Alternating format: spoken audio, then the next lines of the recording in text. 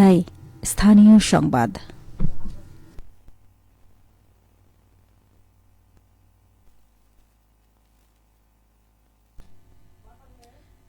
আসসালামু আলাইকুম। বাংলাদেশ বেতার রাজশাহী স্থানীয় সংবাদ পড়ছি শিখা খাতুন।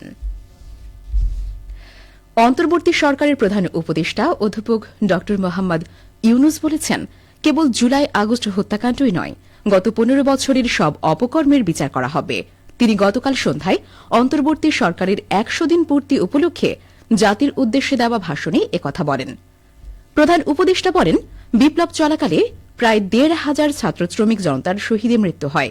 সরকার প্রতিটি মৃত্যুর তথ্য অত্যন্ত যত্নের সাথে জোগাড় করেছে। এই বিপ্লবে আহত হয়েছে 19,931 জন। আহতদের জন্য ঢাকার 13টি হাসপাতাল সহ বিভিন্ন বিশেষায়িত হাসপাতালে চিকিৎসার ব্যবস্থা করা হয়েছে। যারা স্বৈরাচারের আক্রোশের শিকার হয়ে এই পৃথিবী ছেড়ে চলে গেছেন, প্রতিটি হত্যার বিচার সরকার করবে। জুলাই আগস্ট হত্যাকাণ্ডের বিচারের যে উদ্যোগ সরকার নিয়েছে, তার কাজও বেশ ভালোভাবে এগিয়ে যাচ্ছে। সরকারি কর্মচারীদের সম্পদের হিসাব আগামী 30 নভেম্বরের মধ্যেই জমা দেওয়ার নির্দেশনা দিয়েছে জনপ্রশাসন মন্ত্রণালয়। গতকাল জনপ্রশাসন মন্ত্রণালয়ের অতিরিক্ত সচিব ওবায়দুল রহমান স্বাক্ষরিত এক বিজ্ঞপ্তিতে এই কথা জানানো হয়। বিজ্ঞপ্তিতে বলা হয়, সরকারি কর্মচারীদের সম্পদের বিবরণীর তথ্য গোপনীয়তার স্বার্থে সিলগালা করা খামে কর্তৃপক্ষ বরাবর দাখিল করতে হবে। সম্পদ বিবরণী দাখিলের শেষ তারিখ আগামী 30 নভেম্বর। এদিকে আয়কর রিটার্ন জমা দেওয়ার সময় আরও 1 মাস বাড়িয়েছে এনবিআর। আগামী 31 ডিসেম্বর পর্যন্ত রিটার্ন জমা দিতে পারবেন করদাতারা। রিটার্ন দাখিলের শেষ দিন নির্ধারিত ছিল 30 নভেম্বর। ব্যবসায়ী ও করদাতাদের আবেদনের পরিপ্রেক্ষিতে এই সময় বৃদ্ধি করা হয়েছে। রাজশাহী জেলার ডিবি পুলিশের অভিযানে 24 কেজি গাঁজা ও 1 ট্রাক সহ 3 মাদক কারবারিকে গ্রেফতার করা হয়েছে। গতকাল রাজশাহী জেলার ডিবি পুলিশ গোদাগাড়ী মডেল থানার সাহাবদীপুর গ্রাম থেকে ভোর 5টার দিকে 3 জন মাদক কারবারিকে 24 কেজি গাঁজা সহ গ্রেফতার করে।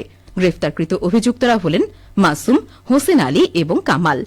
গতকাল এক সংবাদ বিজ্ঞপ্তির মাধ্যমে এই তথ্য নিশ্চিত করেন জেলা পুলিশের অতিরিক্ত পুলিশ সুপার মোহাম্মদ রফিকুল আলম।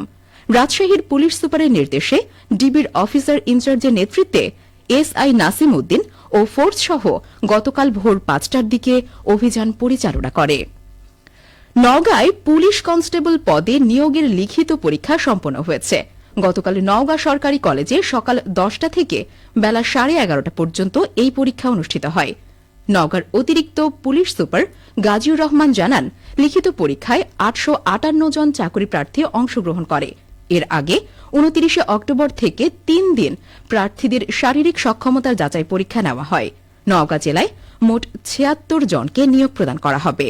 এদিকে নিয়োগ প্রক্রিয়া সুষ্ঠু ও স্বচ্ছতার ভিত্তিতে সম্পন্ন করতে নওগাঁর পুলিশ সুপার পদোন্নতিপ্রাপ্ত অতিরিক্ত ডিআইজি কুতুবুদ্দিন 2 জন আইজিপি প্রতিনিধি ও 2 জন ডিআইজি প্রতিনিধি সার্বক্ষণিক উপস্থিত ছিলেন। এছাড়াও দালাল ও প্রতারকের খপ্পরে পড়ে কেউ যাতে আর্থিক লেনদেন না করে, সেজন্য জেলা জুড়ে প্রতারণা ও গোয়েন্দা নজরদারি অব্যাহত রাখা হয়েছে।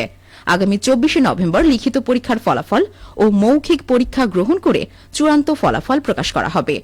চলতি নিয়োগ পরীক্ষায় অনলাইনের মাধ্যমে প্রায় 6,000 চাকরি প্রত্যাশী আবেদন করেছিলেন।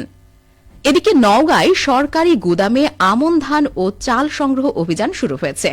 গতকাল ভার্চুয়ালি যুক্ত হয়ে নওগাঁ সহ বিভিন্ন জেলার উদ্বোধনী অনুষ্ঠানে প্রধান অতিথি ছিলেন খাদ্য উপদেষ্টা আলী ইমাম মজুমদার। নওগাঁ জেলায় জেলা প্রশাসকের সম্মেলন কক্ষে উদ্বোধনী অনুষ্ঠানে উপস্থিত ছিলেন নওগাঁ জেলা প্রশাসক মোহাম্মদ আব্দুল আওয়াল, জেলা খাদ্য নিয়ন্ত্রক মোহাম্মদ ফরহাদ খন্দকার, জেলা কৃষি সম্প্রসারণ অধিদপ্তরের উপপরিচালক মোহাম্মদ আবুল কালাম আজাদ, নওগাঁ সদর উপজেলা নির্বাহী অফিসার রবিন শেষ, নওগাঁ জেলা ধান কল মালিক গ্রুপের সাধারণ সম্পাদক ফরহাদ হোসেন চকদার। অনুষ্ঠানে জানানো হয়, চলতি মৌসুমে নওগাঁ জেলায় সরাসরি কৃষকের কাছ থেকে 33 টাকা কেজি দরে 13,804 মেট্রিক টন ধান, 47 টাকা কেজি দরে 20,574 মেট্রিক টন সিদ্ধ চাল এবং 46 টাকা কেজি দরে 3,810 মেট্রিক টন আতপ চাল সংগ্রহ করার লক্ষ্যমাত্রা নির্ধারণ করা হয়েছে। রাজশাহীর পুঠিয়া উপজেলায় আমন ধানের বাম্পার ফলনের সম্ভাবনা রয়েছে। এবার আবহাওয়া অনুকূলে থাকায় আমন ধানের ফলন ভালো হয়েছে বলে জানান কৃষকরা। উপজেলা কৃষি অফিস জানায়, চলতি মৌসুমে উপজেলায় রোপা আমন ধানের চাষাবাদের লক্ষ্যমাত্রা ধরা হয়েছিল ৭,৫৯৮ হেক্টর জমিতে, আর উৎপাদন লক্ষ্যমাত্রা ঠিক করা হয়েছে ২৬,৫৯৪ মেট্রিক টন। পুঠিয়া উপজেলা কৃষি কর্মকর্তা স্মৃতি রানী সরকার জানান, পুঠিয়া উপজেলায় গত বছরের তুলনায় এবার ধানের আবাদ কিছুটা বেশি হয়েছে। আবহাওয়া অনুকূলে থাকায় ধানের রোগবালাইও অনেক কম, কাজেই গতবারের চেয়ে এবার ভালো ফলন হবে বলে আশা করা হচ্ছে। সবশেষে আবহাওয়া। আজ দুপুর ১২টায় রাজশাহীতে তাপমাত্রা ছিল ২৬.৭ ডিগ্রি সেলসিয়াস। এ সময় বাতাসে আপেক্ষিক আর্দ্রতার পরিমাণ ৫৩%। রাজশাহী ও পার্শ্ববর্তী এলাকায় আজ সূর্যাস্ত সন্ধে ৫টা বেজে ১৭ মিনিটে। সংবাদ শেষ হল। আমাদের পরবর্তী সংবাদ দুপুর ২টো বেজে ৫ মিনিটে।